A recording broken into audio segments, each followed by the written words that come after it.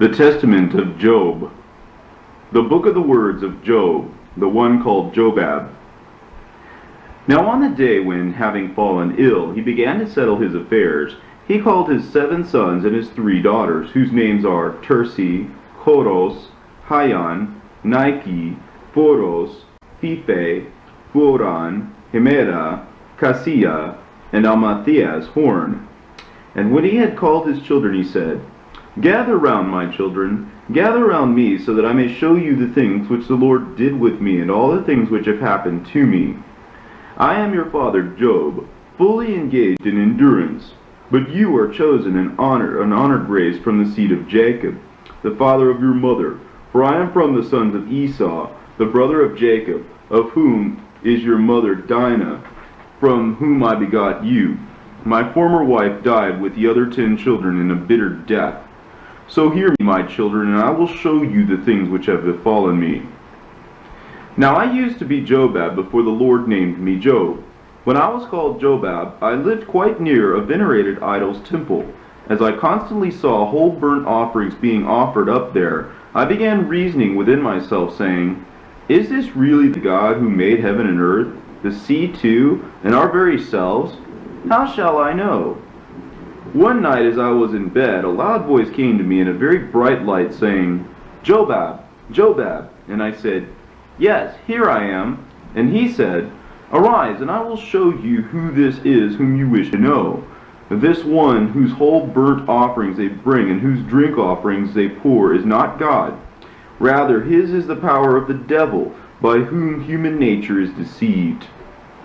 When I heard these things, I fell on my bed, worshipping and saying, My Lord, who came for the salvation of my soul, I beg you, if this is indeed the place of Satan by whom men are deceived, grant me authority to go and purge his place, so that I may put an end to the drink offerings being poured for him.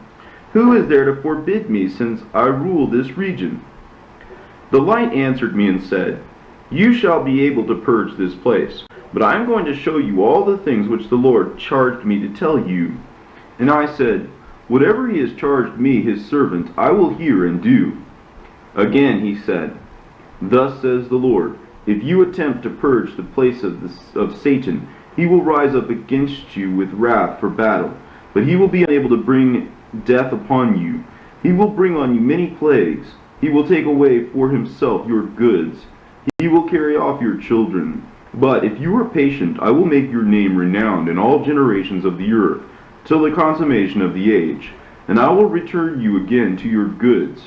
It will be repaid to you doubly, so you may know that the Lord is impartial, rendering good things to each one who obeys.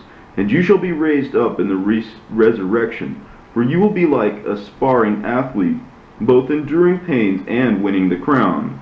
Then will you know that the Lord is just, true, and strong, giving strength to his elect ones.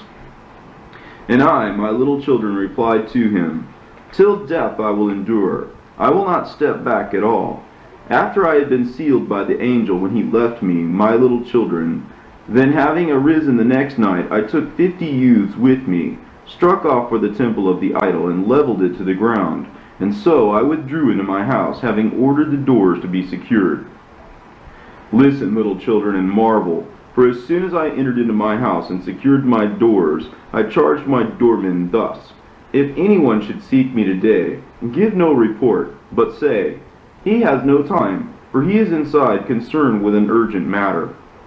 So while I was inside, Satan knocked at the door, having disguised himself as a beggar, and he said to the doormaid, Tell Job I wish to meet with him. When the doormaid came and told me these things, she heard me say to report that I had no time just now. When he heard that, Satan departed and put a yoke on his shoulders. And when he arrived, he spoke to the doormaid, saying, Say to Job, Give me a loaf of bread from your hand, so I may eat. So I gave a burnt loaf of bread to the girl to give to him, and said to him, Expect to eat my loaves no longer, for you are estranged from me. Then the doormaid, ashamed to give him the burnt and ashen loaf of bread, for she did not know he was Satan, took the good loaf of her own and gave it to him. And when he had received it, he knew what had occurred. He said to the girl, Off with you, evil servant, Bring the loaf of bread given you to be given to me." The girl wept with deep grief, saying, "Truly, you well say I am an evil servant, for if I were not, I would have done just as it was assigned to me by my master." And when she returned, she brought him the loaf of bread that was burnt, saying to him, "Thus says my Lord, you shall no longer eat my loaves at all, for I have been estranged from you, yet I have given you this loaf of bread in order that I may not be accused of providing nothing to a begging enemy." When he heard these things, Satan sent the girl back to me, saying, "As this loaf of bread is wholly burnt, so shall I do to your body also, for within the hour I will depart and devastate you." And I replied to him, "Do what you will, for if you intend to bring anything on me, I am prepared to undergo whatever you inflict." After he withdrew from me, when he had gone out from under the firmament, he implored the Lord that he might receive authority over my goods. And then, when he had received the authority, he came back and took away all my wealth. So listen, for I will show you all the things which have befallen me, my losses. For I used to have 130,000 sheep. Of them I designated 7,000 to be sheared for the clothing of orphans and widows, the poor and the helpless. And I had a pack of 80 dogs guarding my flocks. I also had 200 other dogs guarding the house, and I used to have 9,000 camels. From them I chose 3,000 to work in every city. After I loaded them with good things, I sent them away into the cities and villages, charging them to go and distribute to the helpless, to the destitute, and to all the widows. And I used to have 140,000 grazing she-asses. From these I marked off 500, and gave a standing order for their offspring to be sold and given to the poor and needy. From all regions people began coming to me for a meeting.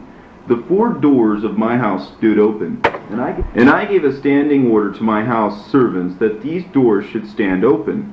Having this in view, possibly some would come asking alms, and, because they might see me sitting at the door, would turn back ashamed, getting nothing. Instead, whenever they would see me sitting at one door, they could leave through another and take as much as they needed. And I also established in my house 30 tables spread at all hours, for strangers only. I used to maintain 12 other tables set for the widows. When any stranger approached to ask alms, he was required to be fed at my table before he would receive his need. Neither did I allow anyone to go out of my door with an empty pocket.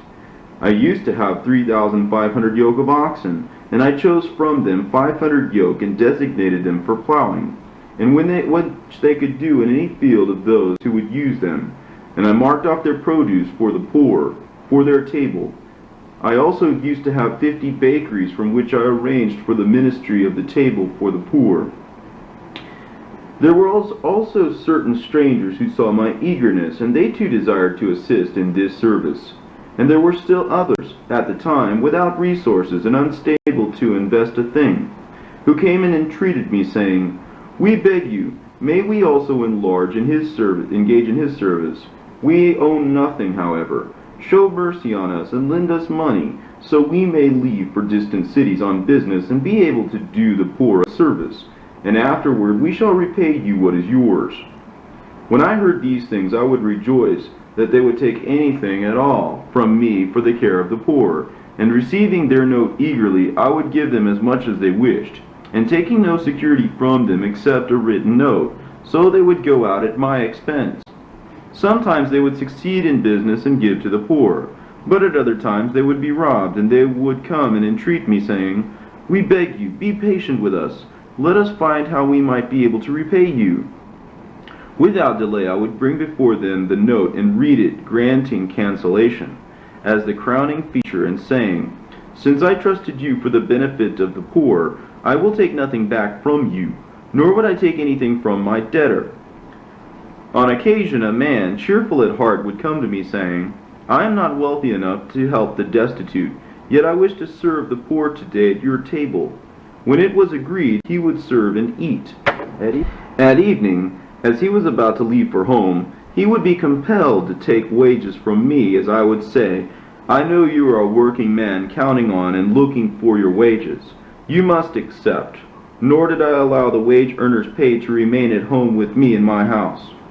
Those who milked the cows grew weary, since milk flowed in the mountains. Butter spread over my roads.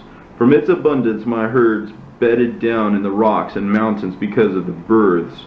So the mountains were washed over with milk, and became as congealed butter.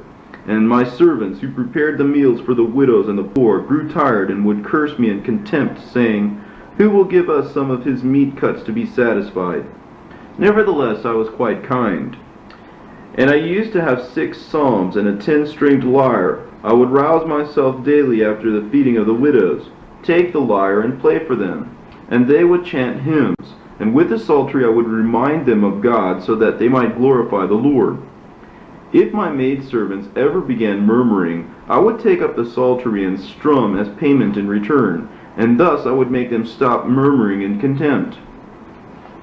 After the ministry of the service, my children daily took their supper. They went in to their older brother to dine with him, taking along with them their 3 sisters also. The urgent matters were left with the maidservants, since my sons also sat at the table with the male slaves who served. I therefore eagerly would offer up sacrifices on their behalf according to their number, 300 doves, 50 goats' kids, and 12 sheep. I issued a standing order for all that remained after the rites to be furnished to the poor, and I will say to them, Take these things remaining after the rites, so that you might pray on behalf of my children. Possibly my sons may have sinned before the Lord through boasting by saying with disdain, We are sons of this rich man, and these goods are ours. Why then do we also serve? For pride is an abomination before God. And again I offered up a select calf on the altar of God, lest my sons may have thought evil things in their heart toward God. As I was doing these things during the 7 years after the angel had made the disclosure to me, then Satan, when he had received the authority, came down unmercifully and torched 7,000 sheep, which had been designated for the clothing of the widows, the 3,000 camels and the 500 she-asses, and the 500 yoke of oxen. All these he destroyed by himself, according to the authority he had received against me. The rest of my herds were confiscated by my fellow countrymen, who had been well treated by me, but who now rose up against me and took away the remainder of my animals. They reported to me the destruction of my goods, but I glorified God and did not blaspheme. Then the devil, when he had come to know my heart, laid a plot against me, disguising himself as the king of the Persians. He stood in my city, gathering together all the rogues in it, and with a boast he spake to them, saying, This man Jobab is the one who destroyed all the good things of the earth and left nothing, the one who distributed to the beggars, to the blind, and to the lame, yet the one who destroyed the temple of the great God and leveled the place of drink offerings. Therefore I shall also repay him according to what he did against the house of God. Come along then, and gather spoils for yourselves of all his animals and whatever he has left on the earth. They answered him and said, He has 7 sons and 3 daughters. Possibly they might flee to other lands and plead against us, though we were tyrants, and in the end rise against us and kill us. So he then said to them, Have no fear at all. Most of his possessions I have already destroyed by fire. The others I confiscated. And as for his children, I shall slay them. When he said these things to them, he departed and smashed the house down upon my children and killed them. My fellow countrymen, when they saw that what was said truly happened, pursued and attacked me and began to snatch up everything in my house. My eyes witnessed cheap and worthless men at my tables and couches. I was unable to utter a thing, for I was exhausted, as a woman numbed in her pelvic region by the magnitude of birth pangs, remembering most of all the battle foretold by the Lord through his angel and the songs of victory which had been told to me. And I became as one wishing to enter a certain city to discover its wealth and gain a portion of its splendor, and as one embarked with cargo in a sea-going ship, seeing at mid-ocean the third wave and the opposition of the wind, he threw the cargo into the sea, saying, I am willing to lose everything in order to enter this city, so that I might gain both the ship and things better than the payload. Thus I also considered my goods as nothing compared to the city about which the angel spoke to me.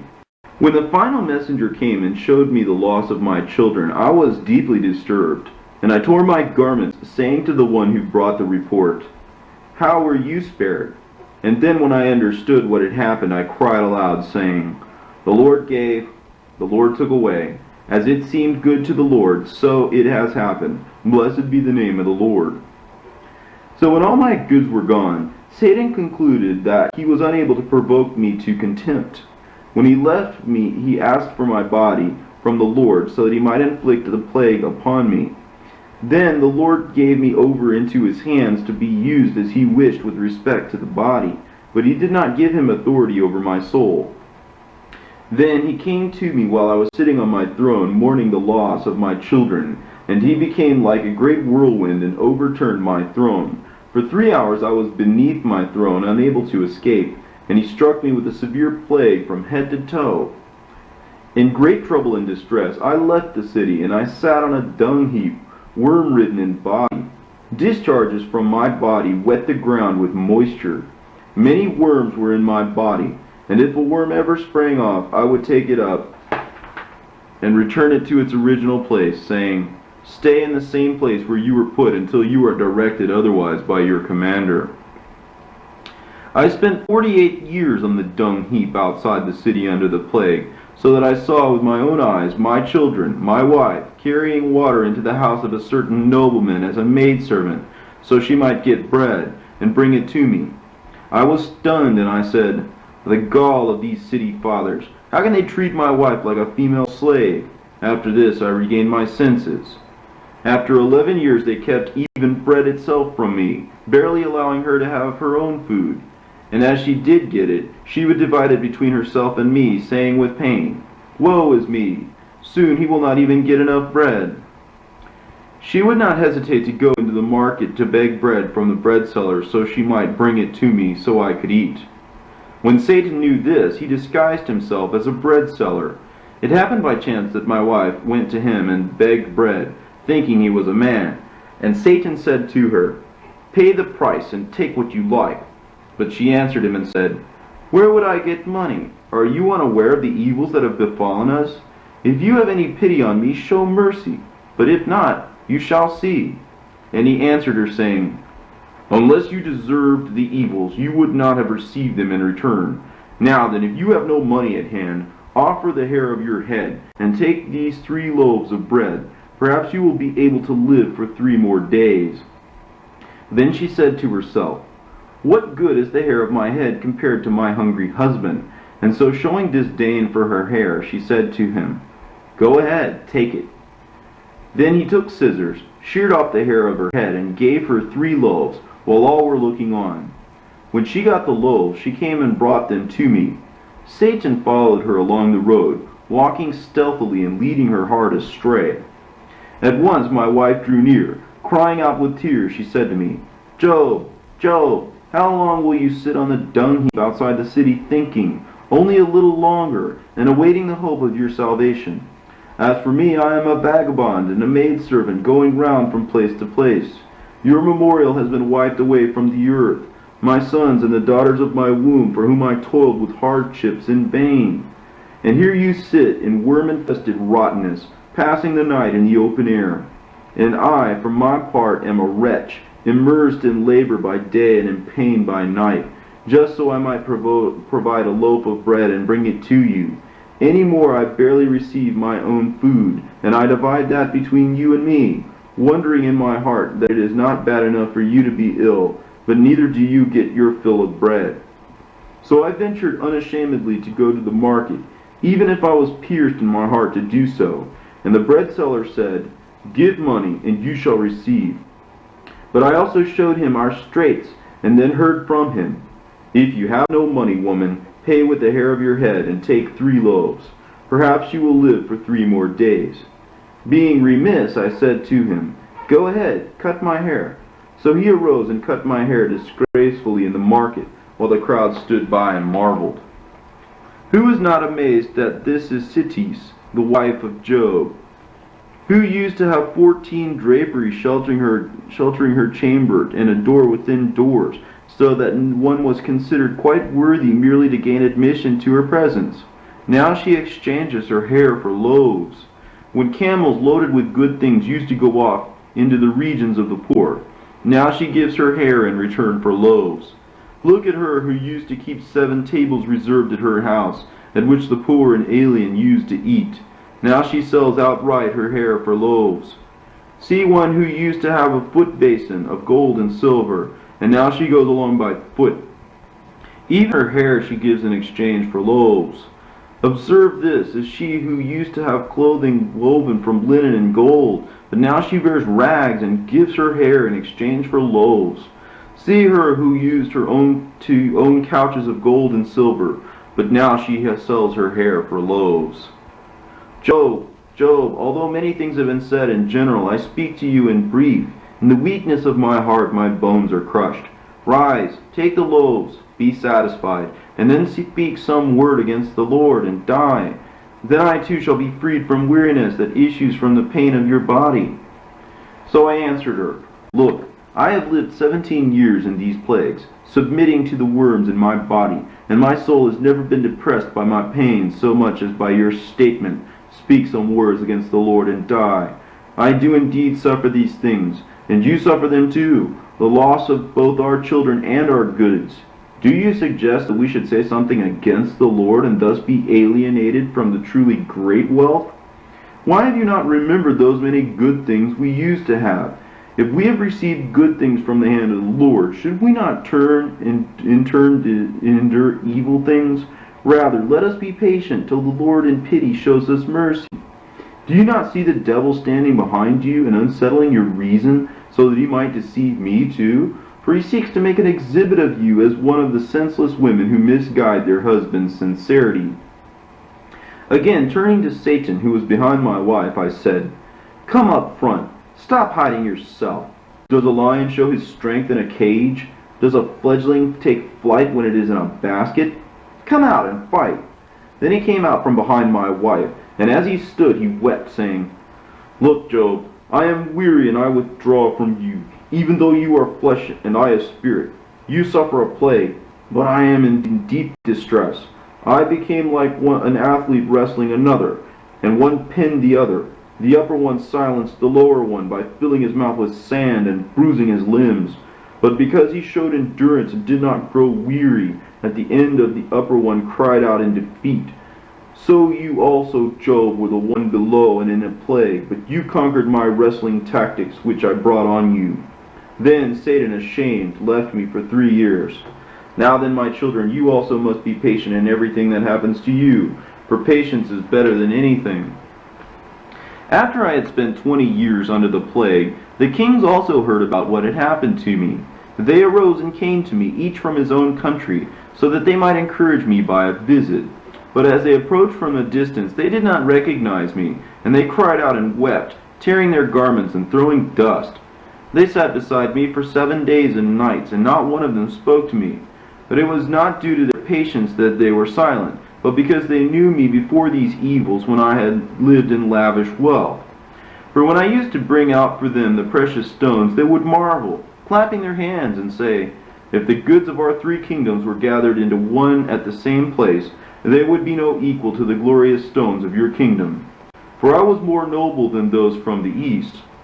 But when they came to Alcetis, asking in the city, Where is Jobab, the king of all Egypt? They said to them about me, He sits on a dung heap outside the city. For 20 years he has not returned to the city. Then they asked about my goods, and the things which had befallen me were shown to them. When they heard that, they left the city, together with the citizens, and my fellow citizens showed me to them. But they remonstrated, saying, I was not Jobab. Since they were all quite in doubt, Eliphaz, the king of the Temanites, turned to me and said, Are you Jobab, our fellow king? And I wept, shaking my head and throwing dust on it, and I said to him, I am indeed. When they saw me shaking my head, they dropped to the ground in a faint, and their troops were disturbed at seeing their 3 kings collapsed on the ground, as if dead, for 3 hours. Then they arose and began saying to one another, We do not believe that this is he. Then they sat for 7 days reviewing my affairs, recalling my herds and goods, saying, Have we not known about the many good things sent out by him into the cities and the surrounding villages to be distributed to the poor, besides those established at his house? How then he has now fallen into such a deathly state? And after 7 days of such considerations, Eliphaz spoke up and said to his fellow kings, Let us approach him and question him carefully to see if it is really he himself or not. But since they were about half a stadion distance from me because of the stench of my body, they arose and approached me with perfumes in their hands, while their soldiers accompanied them, scattering incense around me so that they would be able to approach me.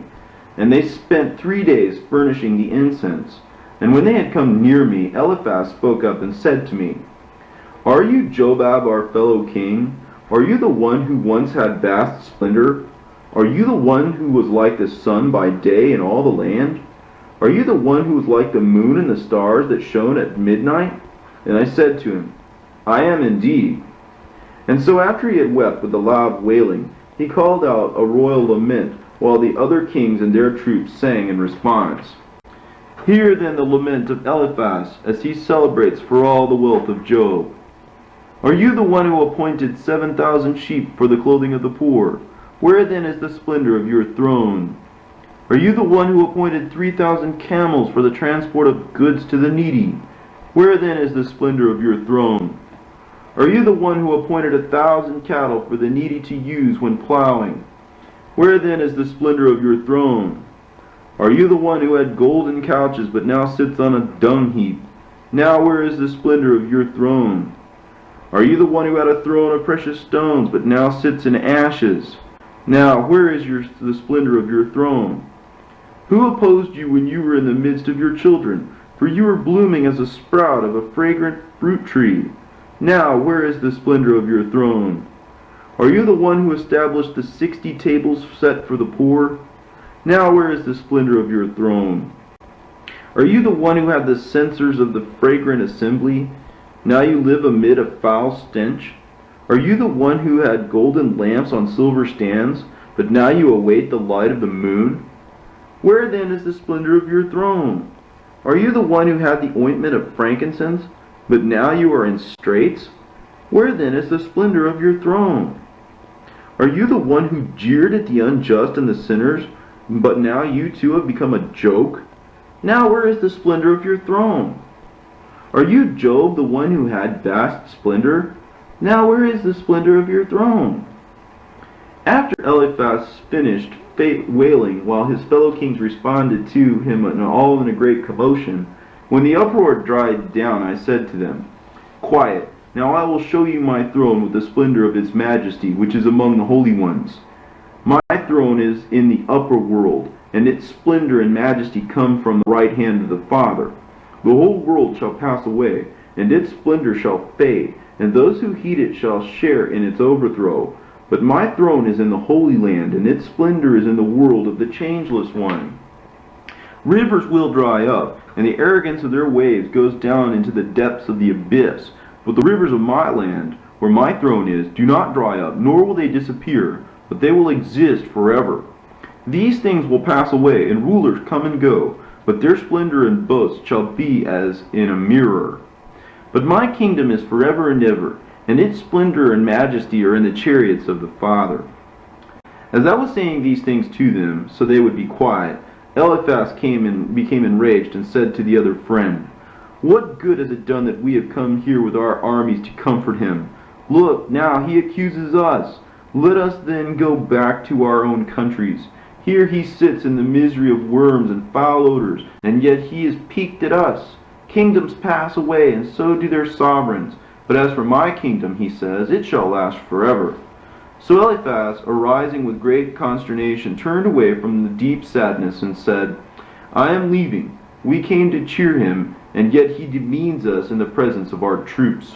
Then Baldad seized him and said, One should not speak that way to a man who is not only in mourning, but is also beset by many plagues. Take note, although we are quite healthy, we are not strong enough to approach him because of the foul stench, except by the use of much perfume. You there, Eliphaz, do you forget how you were when you fell ill for 2 days? Now then, let us be patient in order that we may discover his true condition.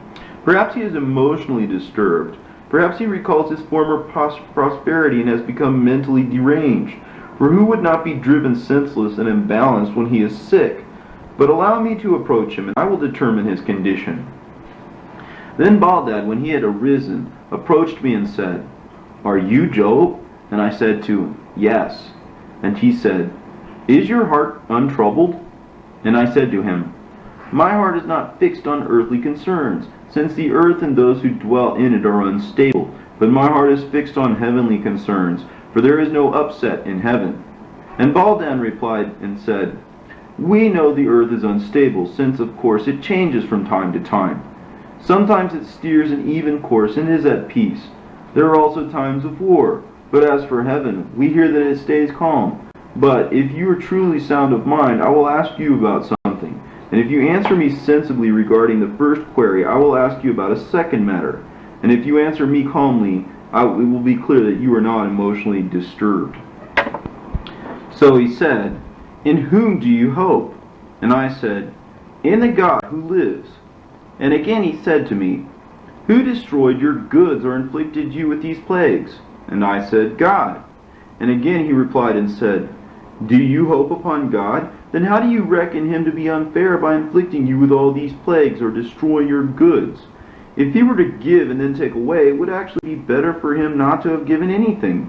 At no time does a king dishonor his own soldier who bears arms well for him, or who will ever understand these deep things of the Lord and his wisdom. Who dares to ascribe to the Lord injustice? Answer me this, Job. And again I say to you, if you are sound of mind and have your wits about you, tell me why we see the sun on the one hand rising in the east and setting in the west, and again when we get up early we find it rising again in the east. Explain these things to me if you are the servant of God. And to all this I said, I do have my wits about me, and my mind is sound. Why then should I not speak out the magnificent things of the Lord? Or should my mouth utterly blunder regarding the Master? Never. Who are we to be busying ourselves with heavenly matters, seeing that we are fleshly, having our lot in dust and ashes? Now then, so that you may know that my heart is sound, here is my question for you. Food enters the mouth, then water is drunk through the same mouth and sent into the same throat. But whenever the two reach the latrine, they are separated from each other. Who divides them? And Baldad said, I do not know. Again I replied and said to him, if you do not understand the functions of the body, how can you understand heavenly matters? Then Sophar replied and said, we are not inquiring after things beyond us, but we have sought to know if you are of sound mind. And now we truly know that your intelligence has been unaffected. But what then do you wish us to do for you? Since we are traveling, we have brought along with us the physicians of our 3 kingdoms. Do you wish to be treated by them? Perhaps you will find relief. But I answered and said, my healing and my treatment are from the Lord, who also created the physicians. While I was saying these things to them, my wife Sidis arrived in tattered garments, fleeing from the servitude of the official she served, since he had forbidden her to leave, lest the fellow king see her and seize her. While she came, she threw herself at their feet and said, weeping, do you remember me, Eliphaz, you and your 2 friends? What sort of person I used to be among you and how I used to dress? But now look at my debut and my attire. Then, when they had made a great lamentation and were doubly exhausted, they fell silent, so that Eliphaz seized his purple coat, tore it off, and threw it about my wife. But she began to beg them, saying, I plead with you, order your soldiers to dig through the ruins of the house that fell on my children, so that at least their bones might be preserved as a memorial, since we cannot because of the expense. Let us see them, even if it is only their bones. Have I the womb of cattle or of a wild animal that my 10 children have died, and I have not arranged the burial of a single one of them? And they left to dig, but I forbade it, saying, do not trouble yourselves in vain, for you will not find my children, since they were taken up into heaven by the Creator their King. Then again they answered me and said, who then will not say that you were demented and mad when you say my children have been taken up into heaven? Tell us the truth now. And I replied to them and said, lift me up so I can stand erect. And they lifted me up, supporting my arms on each side. And when I had stood up, I sang praises to the Father. And the prayer that I said to them, look up with your eyes to the east, and see my children crowned with the splendor of the Heavenly One. When she saw that, Sidis my wife fell to the ground worshipping and said, Now I know that I have a memorial with the Lord. So I shall arise and return to the city and nap a while, and then refresh myself before the duties of my servitude." And when she left for the city, she went to the cowshed of her oxen, which had been confiscated by the rulers whom she served, and she lay down near a certain manger, and died in good spirits. When her domineering rulers sought her, but could not find her, he went when it was evening into the fold of the herds, and found her sprawled out dead. And all who saw cried out in an uproar of lament over her, and the sound reached through the whole city.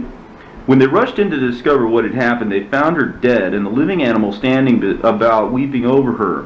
So bearing her in procession, they attended her burial, locating her near the house that had collapsed on her children.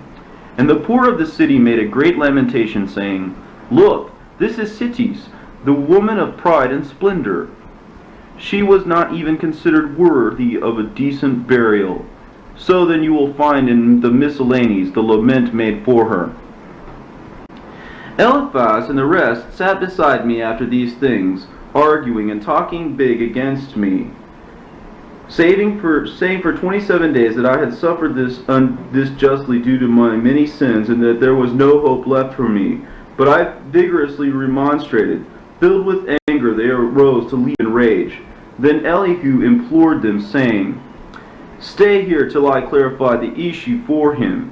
You held on some time while Job boasted himself to be a just man, but I will not hold on. From the start I too made lamentation for him, remembering his former prosperity. And here he now speaks out in boastful grandeur, saying that his throne is in heaven. Listen to me now, and I will tell you about his imaginary estate." Then Elihu, inspired by Satan, spoke out against me insulting words which are written down in the miscellanies of Eliphaz.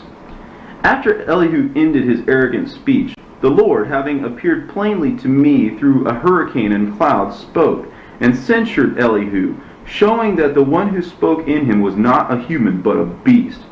And when the Lord spoke to me through the cloud, the 4 kings also heard the voice of him who spoke. After the Lord finished speaking to me, he said to Eliphaz, "You there, Eliphaz, you and your 2 friends, why did you sin? You have not spoken truly regarding my servant Job. Arise and have him offer up sacrifices on your behalf, so that your sin might be taken away. Except for him, I would have destroyed you." So they brought me these things for sacrifice, and I took them and made an offering on their behalf, and the Lord received it favorably and forgave their sin. Then when Eliphaz, Baldad, and Zophar knew that the Lord had shown them favor regarding their sin, but had not considered Elihu worthy, Eliphaz replied and spoke up with a hymn, while the other friends and their troops sang to him in response near the altar. Eliphaz spoke in this manner: "Our sins were stripped off, and our lawlessness buried. Elihu, Elihu, the only evil one, will have no memorial among the living. His quenched lamp lost its luster, and the splendor of his lantern will flee from him into condemnation. For this is the one of darkness and not of light, and the doorkeepers of darkness shall inherit his splendor and majesty. His kingdom is gone, his throne is rotted, and the honor of his tent lies in Hades. He loved the beauty of the snake and the scales of the dragon. Its venom and poison shall be his food. He did not take to himself the Lord, nor did he fear him. But even his honored ones he provoked to anger. The Lord has forgotten him, and the holy ones abandoned him. But wrath and anger shall be his tent. He has no hope in his heart, nor peace in his body. He has the poison of asps in his tongue. Righteous is the Lord, true are his judgments. With him there is no favoritism. He will judge us all together. Behold, the Lord has come. Behold, his holy ones are prepared, while crowns lead the way with praises. Let the holy ones rejoice. Let them leap for joy in their hearts, for they have received the splendor they awaited. Gone is our sin, cleansed is our lawlessness, and the evil one Elihu has no memorial among the living."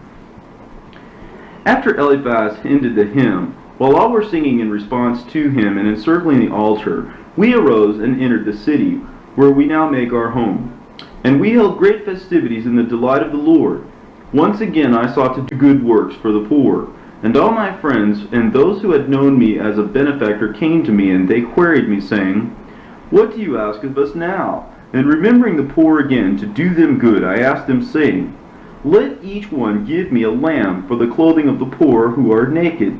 So then every single one brought a lamb and a gold coin, and the Lord blessed all the goods I owned, and he doubled my estate. And now, my children, behold, I am dying. Above all, do not forget the Lord. Do good to the poor. Do not overlook the helpless. Do not take to yourselves wives from strangers. Look, my children, I am dividing among you everything that is mine, so each one may have unrestricted control over his own share. And they brought forth the estate for distribution among the 7 males only, for he did not present any of the goods to the females. They were grieved and said to their father, Our father, sir, are we not also your children? Why then did you not give us some of your goods? But Job said to the females, Do not be troubled, my daughters. I have not forgotten you. I have already designated for you an inheritance better than that of your 7 brothers. Then, when he had called his daughter, who was named Hemorah, he said to her, Take the signet ring, go to the vault, and bring the 3 golden boxes, so that I may give you your inheritance. So she left and brought them back. And he opened them and brought out 3 multicolored cords, whose appearance was such that no man could describe, since they were not from earth, but from heaven, shimmering with fiery sparks like the rays of the sun. And he gave each one a cord, saying, Place these about your breast, so it may go well with you all the days of your life. Then the other daughter, named Cassia, said to him, Father, is this the inheritance which you said was better than that of our brothers? Who has any use for these unusual cords? We cannot gain a living from them, can we? And their father said to them, Not only shall you gain a living from these, but these cords will lead you into the better world, to live in the heavens. Are you then ignorant, my children, of the value of these strings? The Lord considered me worthy of these in the day in which he wished to show me mercy and to rid my body of the plagues and the worms. Calling me, he furnished me with these 3 cords and said, Arise, gird your loins like a man. I shall question you, and you answer me. So I took them and put them on, and immediately from that time the worms disappeared from my body, and the plagues too. And then my body got strength through the Lord, as if I actually had not suffered a thing. I also forgot the pains in my heart, and the Lord spoke to me in power, showing me things present and things to come. Now then, my children, since you have these objects, you will not have to face the enemy at all, but neither will you have worries of him in your mind, since it is a protective amulet of the Father. Rise then, gird yourselves with him before I die, in order that you may be able to see those who are coming for my soul, in order that you may marvel over the creatures of God. Thus, when the one called Hemorah arose, she wrapped around her own string, just as her father said, and took on another heart, no longer minded toward earthly things, but she spoke ecstatically in the angelic dialect, sending up a hymn to God in accordance with the hymnic style of the angels. And as she spoke ecstatically, she allowed the Spirit to be inscribed in her garment. Then Cassia bound hers and had her heart changed, so that she no longer regarded worldly things. And her mouth took on the dialect of the archons, and she praised God for the creation of the heights. So if anyone wishes to know the creation of the heavens, he will find it in the hymns of Cassia. Then the other one also, named Amalthea's horn, bound her cord, and her mouth spoke ecstatically in the dialect of those on high, since her heart also was changed, keeping aloof from worldly things. For she spoke in the dialect of the cherubim, glorifying the Master of virtues by exhibiting their splendor. And finally, whoever wishes to grasp a trace of the paternal splendor will find it written down in the prayers of Amalthea's horn.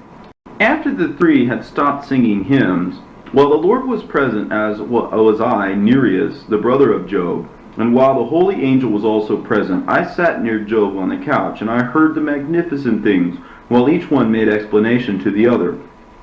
And I wrote out a complete book of most of the contents of the hymns that issued from the 3 daughters of my brother, so that these things would be preserved. For these are the magnificent things of God. After 3 days, as Job fell ill on his bed, without suffering pain, however, since suffering could no longer touch him on account of the omen of the sash he wore. After those 3 days, he saw those who had come for his soul, and rising, immediately he took a lyre and gave it to his daughter Hemorah.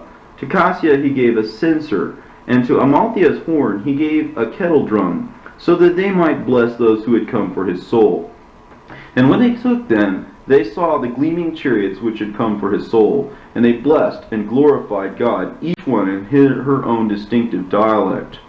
After these things, the one who sat on the great chariot got off and greeted Job as the three daughters and their father himself looked on, though certain others did not see. And taking the soul, he flew up, embracing it, and mounted the chariot and set off for the east. But his body, prepared for burial, was borne to the tomb, as his three daughters went ahead, girded about and singing hymns to God. And I, Nereus, his brother, with the 7 male children, accompanied the poor and the orphans and all the helpless. We were weeping and saying, Woe to us today, a double woe. Gone today is the strength of the helpless. Gone is the light of the blind. Gone is the father of the orphans. Gone is the host of strangers. Gone is the clothing of widows. Who then will not weep over the man of God? And as soon as they brought the body to the tomb, all the widows and orphans encircled about, forbidding it to be brought into the tomb. But after 3 days they laid him in the tomb in a beautiful sleep, since he received a name renowned in all generations forever. Amen.